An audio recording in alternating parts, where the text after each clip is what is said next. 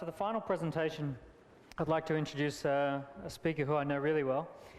It's someone who put together this entire conference, and with the help of a lot of people who are up here as well, namely Christina, and also the venue, the Tabernacle, and SWAT TV, who have done an incredible job of filming, and hopefully we'll see some of these films on the TED website or the TED channel on YouTube.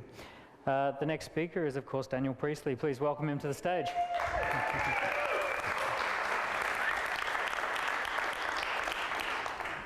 I have a passion for the future of enterprise, and I have a passion for entrepreneurship, and I think that we're about to see a whole new age of entrepreneurship approaching, something that we haven't seen since the Industrial Revolution in terms of the scale at which people change their vocation. Let's take a look at some interesting companies. What do these companies have in common? Virgin, Dell, Microsoft, and Apple. What do these companies have in common? Can anyone think? They're interesting. They started from nothing. Let's have a look at this. They were all started in recessions by people under 25. Now, why is that important? If we take a look at the formula for creating a billionaire, someone who creates massive wealth, who sees a huge opportunity and is able to expand upon it, let's have a look at some ingredients that I've noticed. One of those ingredients is that they're free-thinking people. They're people who aren't constrained by the old ways of doing things. They're looking for new and exciting ways to step forward. Typically, they're tech-savvy. They're looking for the leapfrog technologies that we've heard about today. They have time on their hands in which to explore new technology and time on their hands in which to play around with new technology. And in many cases, they're forced into entrepreneurship. When you see those things come together, you actually get big things in the world of entrepreneurship and enterprise. And we can see that in many great examples.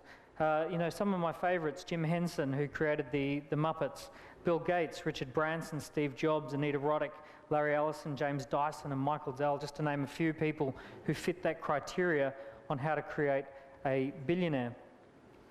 So in the UK, we have 1 million unemployed 18 to 24-year-olds, and that's actually a trend that's going around the Western world at the moment. One of the hardest hit demographics in the whole world affected by the global financial crisis is the 18 to 24-year-old bracket, people who have completed their education and now find themselves in an economy that doesn't want them just yet. This means that we actually have a formula that's unfolding. They are highly exposed to new ideas. They're free thinking. They are highly exposed to new technology. In fact, these are a group of people who aren't even aware of the amount of technology that they don't know just how much they know. They're highly exposed to entrepreneurship. The mass media has made entrepreneurship cool. It's given them access to seeing inside the minds of entrepreneurs and plenty of examples and stories of people who have chosen a different career path and who have chosen entrepreneurship to be that career path. If we look at a show like Dragon's Den, 18 to 24-year-olds are now exposed to concepts such as return on investment, multiples of value to earnings ratios. They're exposed to the idea that wealthy people would see value in investing their money into a fresh idea or a fresh concept that could one day go big. So they're exposed to these ideas. They're very time rich. Thanks to the global financial meltdown, the 18 to 24-year-olds have a lot of time on their hands. They don't have a lot of cheap activities to do, but the internet is actually one of the cheapest and most fun things that you could do if you had time on your hands, outside of perhaps kicking a football around. So what does this mean? It means we have a great wave of entrepreneurship on its way. We have this huge, swelling, forced entrepreneurship. All of the formula is coming together, just like in the late 70s where we saw Bill Gates, Steve Jobs, and Richard Branson and all of these guys really take off through this forced entrepreneurship concept. We have the same conditions happening, except even in magnitude, and a great wave is coming. I want to share with you this idea of a day in the life of the new economy. It's an idea I've been playing around with, where what if you were starting a new business right now today? If you had a total clean slate and you were going to start utilizing some of the technologies. It's an idea that allows you to explore the new opportunities that are unfolding. Let's have a look at some of them. Well, it's never been easier to find a niche. So it used to be that in business we had to first identify some sort of a weird little niche that we could get our hands on, and it was quite difficult to find a niche. Well, thanks to things like community groups and Facebook groups, we can find the weirdest and most wonderful little niches that you've ever thought of. This is the Fruit Sticker Appreciation Society. No kidding, they actually peel the little stickers off fruit, they put them into an album, and they share the photos of them doing this with each other in this Facebook group. There's 92 members of this group. It's not a big niche. I'm not sure how you'd monetize this niche. However, it is nonetheless an example of how you can find unique and interesting niches. It's never been easier to go out and talk to that niche and ask the niche, what is it that they want? Do you want to go on holiday together? Do you want some sort of a product? Is there a problem that you have that you can't find that you're able to solve yet? This is a piece of software that allows you for free to go out and ask the market, what does it want? And conduct market research that only 10 years ago would have cost you tens of thousands of dollars. It's never been easier to go out and source the product that the marketplace wants. A new website here allows you to talk directly to manufacturers in India, in Asia, in Southeast Asia, and to talk to them and actually find a supplier without turning up, without learning a new language, without having all of the traditional means of sourcing your manufacturing. You also, in this scenario, don't need to place huge volumes or huge orders. In many cases, a bulk order can be as small as 10 or 20 units of a particular product. So when you find your product that the marketplace wants, it gives you access to thousands of manufacturers all over the world in order to get it made. It's never been easier to build a brand. Justin Champney, who was due to speak here today, is the creator of this website, Build a Brand, where for £10 you can actually get a brand symbol, fonts, you can get brand guidelines, the type of stuff that big business has been able to have by spending tens of thousands of dollars. You can get that for £10 now, and you can create a brand and have the personality of the brand very, very clear before you get started.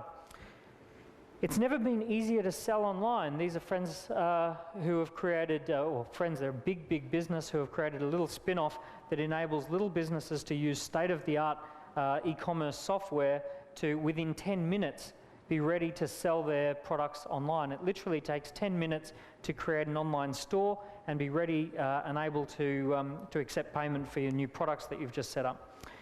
If you don't want to go to that trouble, you could always use eBay. eBay has become the worldwide marketplace. It's like being able to walk straight down into Covent Garden and set up a stall and instantly be amongst foot traffic of people looking and shopping. It's never been easier to accept payment. It was only really 12 months ago that PayPal was sort of a payment gateway that already gave away the fact that you were just a small business and that you weren't serious, you weren't able to access real merchant facilities. Now PayPal is definitely, has lost that stigma. PayPal is now a respected way to do business, and virtually any young entrepreneur or any entrepreneur can access PayPal and be accepting payment very, very quickly. It's never been easier to look professional. This website here that I found, 99 Designs, allows you to put forward a design job that you want completed and have 99 different designers work on that. They all submit their best design, you choose the winner, and only the winner gets paid for the design work with a bit of a premium. It's never been easier to get your legals done. This is a website that I found that gives you access to 1,250 legal documents for roughly the cost of a cup of coffee with a lawyer, about £95. It's never been easier to outsource everything else. So this website that you'd be familiar with, Elance, anything at all that you want to have done, you can outsource it to other people around the world who are able to bid and compete for that level of business. It might be something as small as having some translation work done where you want your website translated from English into Japanese, or it might be something big where you want an infrastructure project created and you want architects and builders. You can actually do all of that on Elance, and you can instantly connect with people all over the world who are able to help you. It's never been easier to manage a global team. This web-based software allows people to work internationally with each other. I use this software on one project that we're working on. We have 7 individuals from 5 separate countries in different time zones, all working faster using this project management software than if we were under one roof. We can work around the clock, we can manage documents together, we can hit milestones. This project management software, it's next to nothing to use it in cost. It's never been easier to get others involved. This is a business that I helped found that enables businesses to create affiliate programs and affiliate software to get other people engaged in the sales process or the marketing process of your new venture, your new business. And once you've done all of those things, you then have social media. And social media is just this extraordinary, game-changing new media that we keep hearing so much about. It's the idea that in the past, the media was a few publications that went out to millions, and now the media is millions of publications that go out to a few people. It allows you to access the niches, but behind social media are the biggest venture capitalists on the planet. You have massive investment going into this, enabling you to use this for free.